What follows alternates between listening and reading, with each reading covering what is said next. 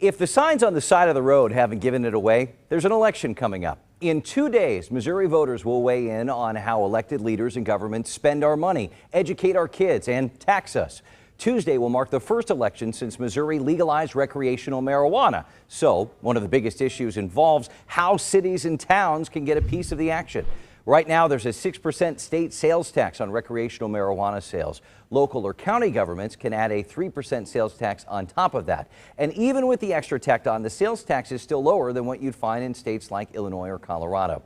Voters in more than 30 cities and counties in our viewing area will decide on recreational sales taxes. Heads up, though, be sure to read the language on your ballot. Some questions spell out where those marijuana tax dollars will go, like Kansas City, which would put money toward violence prevention and other programs. The view in terms of this ordinance creation was to actually create at least a consistent funding source in areas that don't really otherwise have them, to address issues that have long-term been ones that we've said we want to address, but that we haven't. An important note here, these votes only affect recreational marijuana sales, not medicinal sales, which are taxed at a lower rate statewide.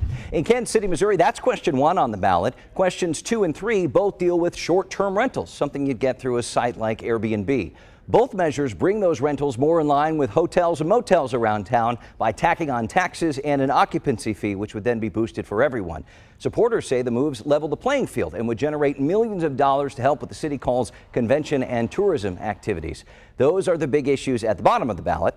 At the top in KCMO, you'll find the mayor's and city council races. Word to the wise, though, double check where your polling place is because a lot has changed this year. This is the first election Kansas City has had since district lines were redrawn because of census results. So you might not live in the district that you'd been in before. In fact, look at this. The border lines went through some major changes. Check this out. This is what the map looked like before, right? You have districts 1 and 2 at the top, the Northland side by side.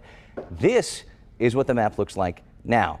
Districts 1 and 2 look very different. They're now pretty much horizontal, and District 4 has grown into the Northland. District 5 grows quite a bit to the south, too. These are just some of the changes. All of them affect how your area is represented. So let's get to the heart of the matter with KMBC9 political reporter Michael Mahoney. Mahoney, these changes make a big impact. Yeah, a very big impact. Several things are going to happen here. Most Kansas Cityans are probably going to vote at the same place that they have voted in the past, but they may be in very different districts, as Cody just showed us on the map there. There are going to be 4 incumbents on the ballot. There are a number of city council members that have been termed out, so the next city council is going to look very different than the one that Kansas Cityans have seen for the last few years here. And this is the primary. The runoff, the finals on this will be in June. Right. Top 2 candidates move on to the June election. Exactly. When you have all 12 Kansas City, Missouri city council seats up for grabs, 6, as you said, of the 12 are term limited. Does that raise the stakes for these candidates? Oh, yeah, absolutely. And the other thing to remember is that there are at-large seats and then there are in-district seats. Everybody who's a registered voter in Kansas City, Missouri will vote on 6 at-large seats, and then you'll also vote for your in-district council person plus the mayor. So you'll have a list of candidates that you'll be voting on, and then all those questions that Cody just mentioned a moment ago, dealing with recreational marijuana taxes and the Airbnb taxes. If I'm a longstanding city council member, am I worried this time around? There might be a couple of guys, a couple of folks who are in serious fights in this thing.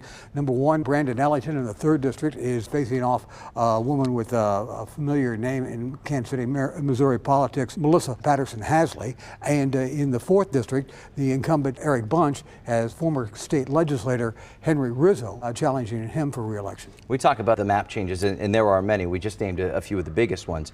Does that change the shift in priorities, you could say, for those districts too?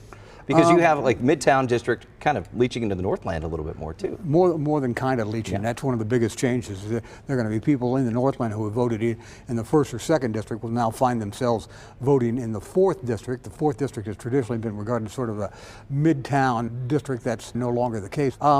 To some degree, we'll have to see what the results from the campaigns and the elections show us in terms of how it's going to reflect any policy changes, and some of that will get fleshed out in the next few weeks during the runoff campaign. As we said, top 2 candidates make it through. In the mayor's race, There are only two candidates, right? You have incumbent Quentin Lucas, challenger Clay Chastain. Are you surprised more candidates didn't jump into the race for mayor, or no? Not really. Running against an incumbent mayor in Kansas City is expensive, and it's very difficult to do. Should also note that in the 5th district, Rihanna Park Shaw is also running unopposed, and so she'll be back on the city council this year, or next year as well.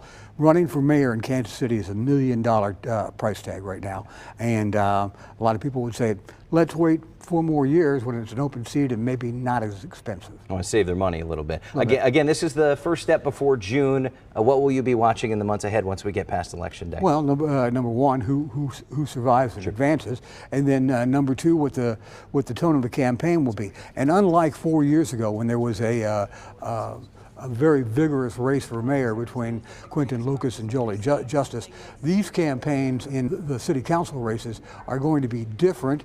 They're going to be important, but they're not going to have the high profile that a mayor's race does. Right. Well, that's why we're trying to shine a little extra light on him today. Michael Mahoney, thank you so much. We'll talk to you on the other side of Election Day. How's that sound? Okay.